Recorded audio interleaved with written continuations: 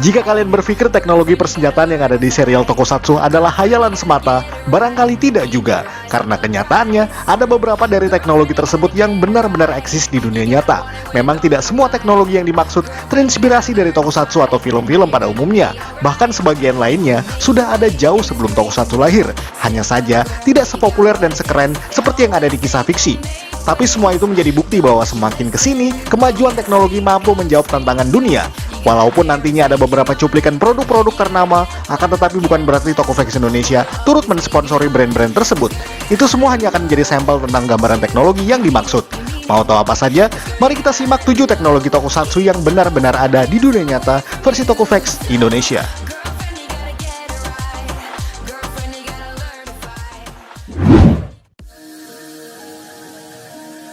Senjata laser. Senjata laser mungkin jadi salah satu persenjataan umum yang nyaris selalu ada di dunia perfilman fiksi ilmiah, tak terkecuali Tokusatsu. Mayoritas serial Tokusatsu menyuguhkan item persenjataan yang mengeluarkan sinar laser sebagai projectile serangan jarak jauh.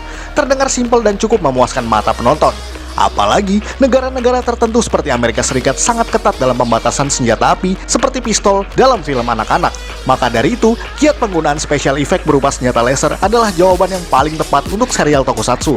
Namun jauh sebelum semua itu, ternyata senjata laser sudah diuji cobakan di dunia nyata. Laser sendiri merupakan singkatan dari Light Amplification by Stimulated Emission of Radiation, yang secara prinsip mengambil berkas cahaya lemah dan mengubahnya menjadi berkas cahaya kuat. Pengembangannya pun sudah dimulai kurang lebih pada tahun 1916 atau 1917, di mana pada era ini laser masih disebut sebagai maser atau singkatan dari Microwave Amplification by Stimulated Emission of Radiation. Dan orang yang disebut-sebut sebagai pengungkap keberadaan maser adalah ilmuwan kenamaan, yakni Albert Einstein. Akan tetapi, teori tersebut belum bisa diwujudkan dan berakhir sebagai hipotesis semata. Barulah pada 1954, keberhasilan energi laser mulai terungkap dan dimanfaatkan untuk kepentingan militer, yakni demi pengembangan radar, sebelum akhirnya dimanfaatkan di dunia medis dan lain-lain. Di era sekarang, senjata laser memang masih belum begitu populer, namun di beberapa video ulasan yang menampilkan hal tersebut, dapat kita lihat ada beberapa perbedaan dengan yang ada di serial Tokusatsu sebagai acuan kita kali ini, di mana laser tidak bersuara, bahkan nyaris tidak terlihat. Bahkan, responsnya pun jauh lebih lambat ketimbang senapan asli. Namun dengan demikian saja, sudah mampu membuktikan bahwa laser bukanlah fiksi semata.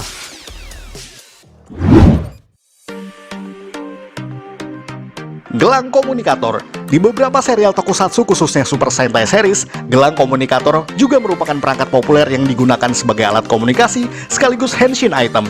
Peralatan yang cukup simpel karena di dalam series dapat dibawa kemanapun dan terlihat mudah untuk dioperasikan. Inspirasi gadget berwujud gelang ini memang sudah sangat umum dipakai dalam film atau serial fiksi, bahkan jauh sebelum Tokusatsu menggunakannya sebagai merchandise yang dapat dijual ke pasaran. Namun itu semua baru berupa mainan semata dan tidak dapat difungsikan sebagai alat komunikasi seperti yang ada pada serialnya. Akan tetapi, di era digital sekarang, kita sudah dapat menjumpai perangkat semacam itu dimanapun. Apalagi sejak menjamurnya smartwatch yang sejatinya merupakan ponsel pintar berwujud jam tangan.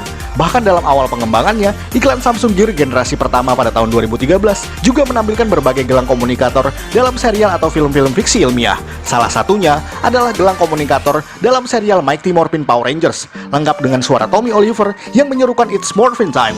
It's Morphin Time! Brand-brand ternama lain setelahnya juga mengeluarkan produk serupa dengan fitur yang memudahkan kegiatan kita, seperti mengirim dan menerima pesan teks atau suara, dan masih banyak yang lainnya dengan dihubungkan ke smartphone melalui Bluetooth. Bahkan beberapa tahun sebelumnya, Mito Indonesia juga punya produk yang memiliki prinsip serupa, hanya saja kurang begitu populer. Namun kita layak berbangga hati, sebab teknologi yang selama ini kita kira hanya mainan dan hayalan semata bisa turut hadir dalam pengembangan teknologi di dunia nyata.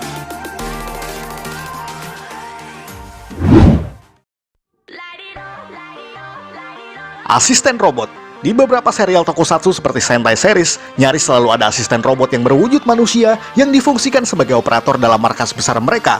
Biasanya, mereka bertugas untuk memonitor aktivitas musuh, menciptakan atau menyempurnakan peralatan canggih, ataupun bisa menjadi asisten pribadi dalam kehidupan sehari-hari mereka.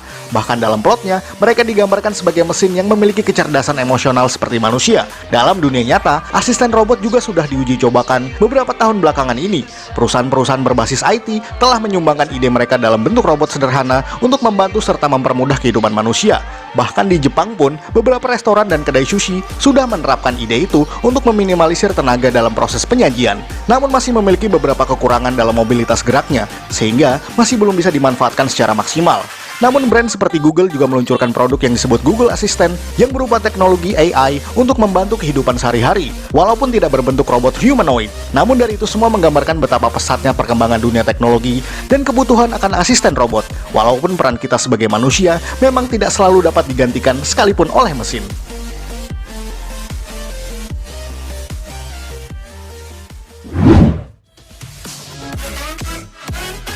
Mobil terbang. Kendaraan terbang yang sederhana mungkin jadi impian semua orang demi mengurangi tingkat kemacetan lalu lintas yang merajalela. Di dunia tokusatsu seperti Kamen Rider, Metal Hero, dan Super Sentai, bahkan versi Power Ranger sering menyuguhkan mobil yang dapat terbang di angkasa sebagai perangkat tempur di samping perannya sebagai kendaraan. Mobil-mobil ini tentu memiliki kecepatan yang luar biasa dan mampu dioperasikan secara mudah walaupun semua hanya fiktif belaka.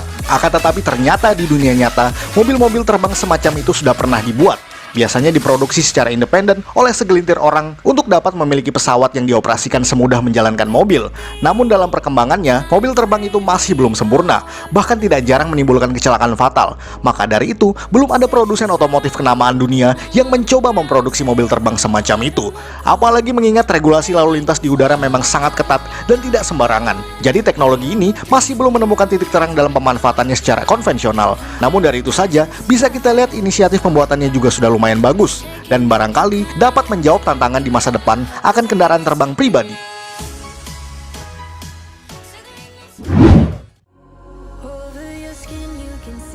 Motor terbang. Sama seperti yang barusan, hanya saja kali ini berupa sepeda motor. Dalam dunia tokusatsu seperti Kamen Rider, Super Sentai, Metal Hero, dan semacamnya, memang kadang juga menampilkan sepeda motor yang mampu melesat cepat di udara.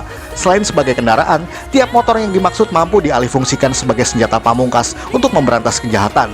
Di beberapa series kadang digambarkan memiliki basis teknologi yang berupa turbin atau bahkan drone, sehingga terlihat sangat mudah untuk dikendarai. Apakah teknologi semacam itu benar-benar ada? Tentu saja. Di beberapa video YouTube, kita bisa melihat beberapa orang telah mencoba menyempurnakan teknologi sepeda motor biasa yang digabungkan dengan drone raksasa, sehingga memampukannya untuk terbang di angkasa. Akan tetapi, itu hanya sebuah modifikasi segelintir orang karena belum diproduksi secara massal oleh produsen otomotif dunia. Apalagi tenaga yang dibutuhkan untuk menerbangkan satu motor ini saja sudah sangat boros dan hanya mampu bertahan beberapa jam, bahkan hitungan menit saja di udara.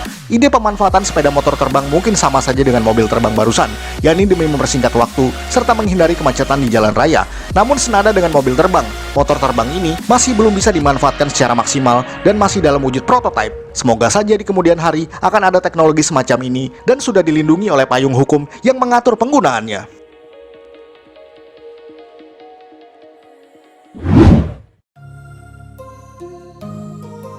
Motor roda satu. Kalau tadi motor terbang, kali ini motor roda satu juga ada di dunia nyata. Apakah kalian pernah menyaksikan serial Birobo Kabutaku? Dalam serial tersebut, ada robot unik berbentuk siput yang disebut Denden Roller. Pertama kali muncul di episode kelima, dan seterusnya untuk menjadi kendaraan pribadi Kabutaku dengan menaikinya di tengah-tengah putaran rodanya.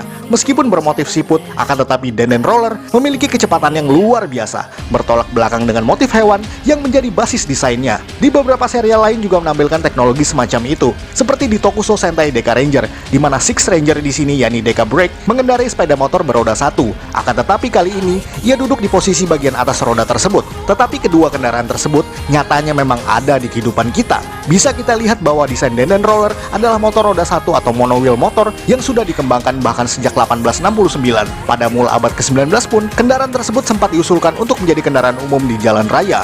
Namun karena teknologinya yang masih sangat primitif, serta tingkat keamanan yang bisa dibilang minim dan cukup berbahaya, maka dari itu tidak banyak produsen yang memasarkan hal semacam itu. Di era sekarang, monocycle atau monowheel digunakan sebagai kendaraan untuk bersenang-senang atau hiburan semata. Karena membutuhkan keseimbangan yang tinggi, serta pengoperasian yang cukup ribet, kendaraan roda satu ini belum bisa kita lihat di jalan-jalan umum kemanapun kita berada.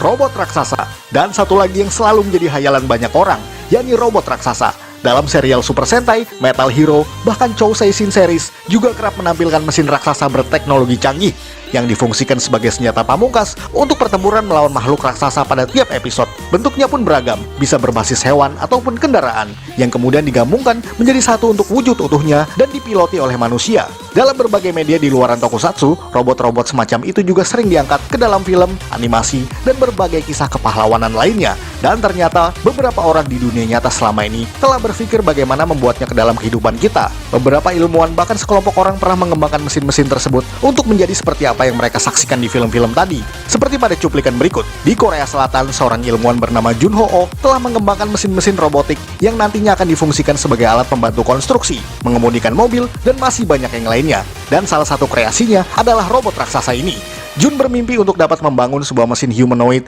yang dapat dipiloti oleh manusia.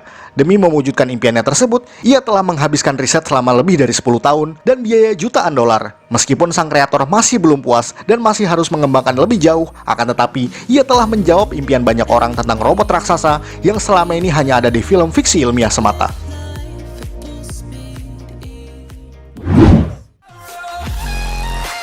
Sekian ulasan dari Tokofax Indonesia. Jika Anda suka dengan video ini, silakan like dan share ke media sosial Anda. Jangan lupa berikan komentar dan juga subscribe. Akhir kata, salam Tokofax Indonesia.